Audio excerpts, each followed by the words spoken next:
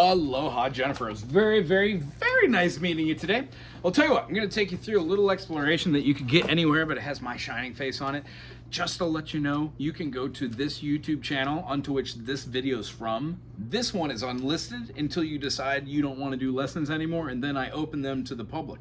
You can go back and watch my 2021, 2020, 23, 24 past students' ukulele lessons if you want. They're all in playlist organized by name. So pick a random name that has ukulele, have fun. Otherwise, these are geared towards you.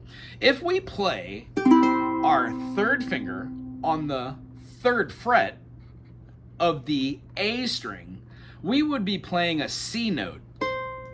Along with an open C, an open G, and an open G, we have a C major. This gives us something we call a chord or a triad. It's based off of having two relationships, one being a major third, the other one being a minor third. All we need to know is sometimes we have chords that are happy sounding, and sometimes we have chords that are kind of sad sounding. We'll talk about what a major is compared to a minor later. But for this week, you have two chords that I would like you to play in an exercise I like to call teeter totters. What happens is we use certain fingers to play a chord, and then another finger to play the same chord, and then the same chord, and then the same chord. But the utilization of a different finger allows strengthening of that individual finger. The reason why I like to play it over here and do a downward stroke with all of my fingers, or three of my fingers, or two of my fingers, or one of my fingers, it allows me to feel what my nail feels like raking these strings going in a downward motion. When we play four notes in a downward motion, this is called a rhythm. It has a tempo. Common time music is called 4/4, which is why most music feels like this. 1, 2, 3, 4. If we were to divide the largest grouping of note structures as a whole note into two equal parts, we would have two half notes consisting of two notes. 1, 2, 3, 4, 1, 2, 1, 2. Quarter notes are worth one beat. 1, 2, 3, 4. So there are 4 quarter notes in a whole note and 2 half notes in a whole note. Our teeter-totters focus on us being able to play a downstroke, switch our finger to the same string, while keeping the other hand playing quarter notes and resting on the 2 additional beats, sometimes 3, depending on how many fingers we have and how many it calls for. All the chords on the ukulele call for either one finger, like a C major or an A minor, 2 fingers, like an F major, 3 fingers like a G major, or dare I say 4 fingers like a diminished. These are the least common of the chords we ever play, and essentially you could play augmented chords with 4 fingers as well. The 3 different types of chords we use in scales are called major, minor, and diminished. The reason why a major is because it sounds happy. The reason why a minor is a minor, it sounds sad. We move these shapes up and down the fretboard to get different chords, and today I'm showing you the reason why.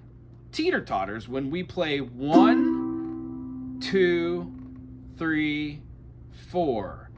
1, switch, rest, rest. Play, switch, rest, rest.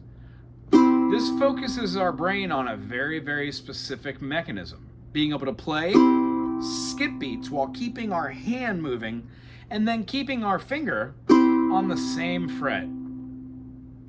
This is our C major chord.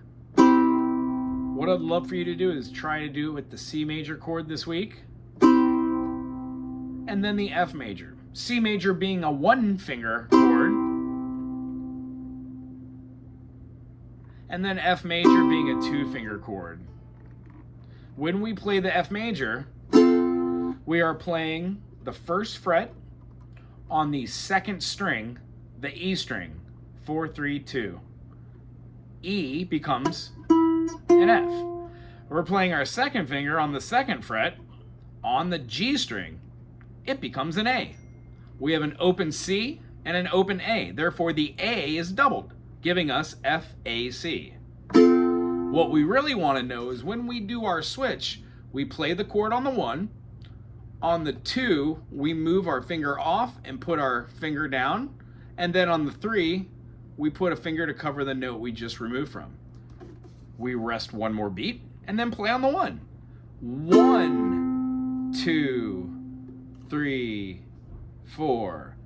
Play, move, move, rest. Play, place, place, rest. F major can be played with a second set of fingerings. The reason why I teach this style is because this chord will be moved up with a bar chord to play another chord, which relies on being able to play this shape. You can't just move this up somewhere without having a bar chord to cover it. That's the whole foundation of what I teach, and it starts here with teeter totters. The second exercise is called a spider exercise, unto which our fingers look like they're crawling up this like a gutter or a spider on a rainy day. What we focus on are 3 things in the beginning. 1, we're not hunched over looking at the fretboard. 2, our elbows not dug into our crotch or our belly here, into our stomach. And that our ukulele isn't like sideways or too low or pointing out. It's just either kind of on your belly, I got a belly, or right near the bosom, and hold it like you're holding like an umbrella, or dare I say like something you might or might not fire. Right here like this. Some people play like that to keep it nice and even. I just like to focus on my belly or keep it on the bottom of my leg right here so it's kind of pointed this direction. The thumb is going directly in the middle on the back, and it just serves as a floating scale to do a little pinch in between the 2.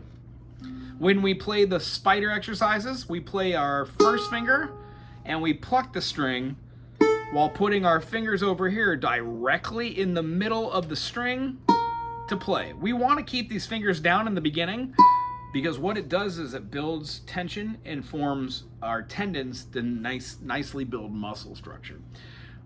Our goal is to get to this speed. Notice how my thumb jumps down to the string that I just played and keeps that going. When I go back to the G, I just let the thumb float. If you can get it up to this speed, that would be amazing. Otherwise, this is the speed we should start at. Do it with me at the 8-minute and 10-second mark. Remember, the thumb gets placed on the string that you just played. Deep breath. 1, 2, 3, 4. 1, 2, 3, 4. Again, don't worry so much about the notes coming out perfectly. The idea is the mechanism.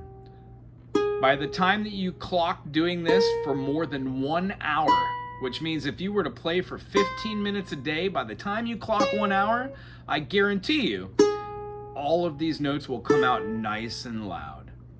You're playing with the pointy part, and we're trying to make sure that when we play it, there's enough space with the finger underneath that it doesn't mute the lower C string that is right beneath. I like to keep all my fingers on there and then move them one by one, but understandably, the whole idea about keeping your fingers near the fretboard is so when you're playing, you don't stick your fingers way out in the middle of the universe. It takes longer to bring them back, especially when you're doing key changes. Whenever you get to the bottom and the top, you can traverse. These don't need to be played at this speed if you could speed them up. You will know when the right time is to play multiple notes or to change up your picking style. The reason why I teach this way is it does a number of different things that turn out to be pet peeves in the beginning of playing. This mechanism, even though it seems a little difficult, once you start doing it, it becomes a little simpler, and it behooves us to have a concentration on one task. This is that task. Spider exercises. Eventually, we learn more than just C and F Those just happen to be 2 notes of a possible 7 in a key. I'm going to leave you with this just so we know what to look forward to. If you can learn C major, it looks like your F major, the chord we just did today, except for playing the F note and the A note, we also put a finger down on the C string at the 2nd fret on the 3rd string. This gives us all strings being pressed down except for the high A. This is called a D minor. It's F major's relative minor. When we play a C, a D, if we play a D in a 2nd fingering, anticipating it, we can move it up for a E. You already know the F major. The G major is kind of a weird one. It requires us to play 2 notes together and leave a note in between, and then play it the fret above it. This is called a G.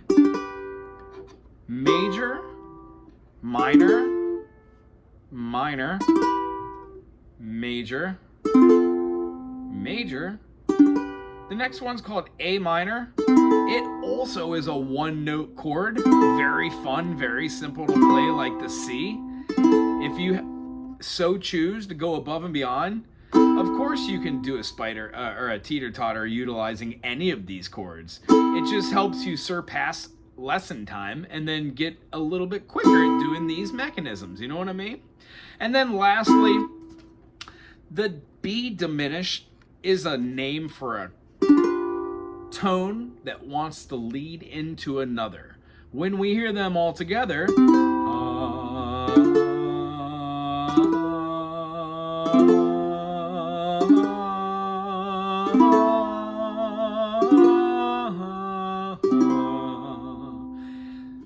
they explain the relationship between 7 notes, that when we separate some notes out in between them, we get what we call chords.